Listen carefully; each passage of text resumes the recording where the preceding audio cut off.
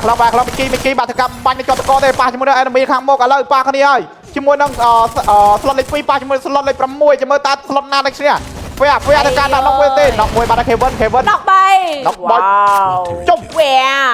ម៉ែចាហ្វែយើងហ្វែនេះលុយម៉ែបាញ់ផ្លែដាច់3តែឥឡូវគឺបែរក្លុកធ្វើការជួយគ្នាវិញហើយ Mr DMAS បាទឥឡូវយើងមើលយ៉ាគេឆោតមួយបាញ់ណាគេចុះក៏បាត់ហើយឆោតមកទៀតដែរចាំទេក្លុកមានអារម្មណ៍ថាគាត់ដូចជាលេងបង្ហាញបន្តិចសម្រាប់ខ្ញុំណាបងអូខេគាត់ធ្លាប់ទៀតឲ្យដាច់ម្ដងឲ្យដកម្ដង3នាក់បងនិយាយទៅគាត់បាក់ដែរគាត់គេមកបុកគាត់ឆៅពេកហ្វែថ្ងៃហ្នឹងដូចវគ្គនេះដូចថាមែនទេហ្វែអូអត់ comeback ក្នុងហ្គេមនេះហើយហ្វែបាទណាស់នេះហ្វែថ្ងៃនេះដូចអាប់ដេតពេកវគ្គនេះបាទគឺខ្លាំងមែនតើបាទប្រសាទស្រីសាទប្រសាទសុត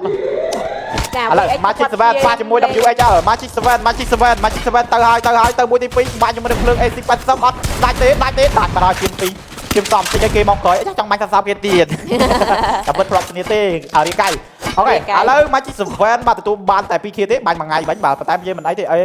OCF យើងច្រឡំហៅ AC នោះ Alien ហ្នឹងបងច្រឡំឈ្មោះគាត់ដោយសារបងហៅ Alien អញ្ចឹងមកចេញ AC វិញសិនអូខេMNC ប៉ះជាមួយធីម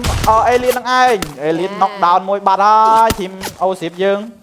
តែគាត់នៅជួយគ្នាបាននិយាយទៅលេងទូនអីយោជួយបានទេវ៉ាវ MNC ហេងចាំបើយើងវិញបដាច់ចោលភ្លាមណាអូខេទៅហើយ MNC នេះអូហោះទៅដល់មុខបាត់ហើយមើលចាំមើលតើអាចមក7ដាច់ទៅទេអីស៊ីបទៅហើយនេះប៉ះគ្នា MNC ប៉ះជាមួយ OCF ដាក់តកមួយដាក់មានហោះមួយហោះបាញ់គេសិនទៅអូហោះទៅមុខសិន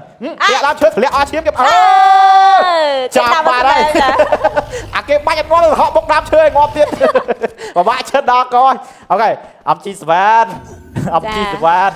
MG7 ទទួលបានចំនួន 2k នៅក្នុងដៃលេងក្រៅ0ទៀតណានិយាយទៅកាមេរ៉ាបើសិនជាប្រចាំង VX ជាមួយនឹង KOSV ទីវើបាទបើប្រចាំងបានទេបាទដោយសារតែពួកគាត់ស្ងាត់ខៀលដល់ហើយមែន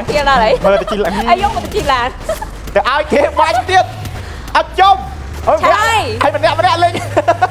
បាទស្លុតលេខ3លេងបាញ់ទៅលើធីមបាញ់ជីសបាធ្វើការដល់រៀនរត់មួយសិនទៅជួយគ្នាសិនហើយទៅបើកឡានបុកគ្នាឲ្យហោះឲ្យគេបាញ់ងាប់ទៀតឥឡូវ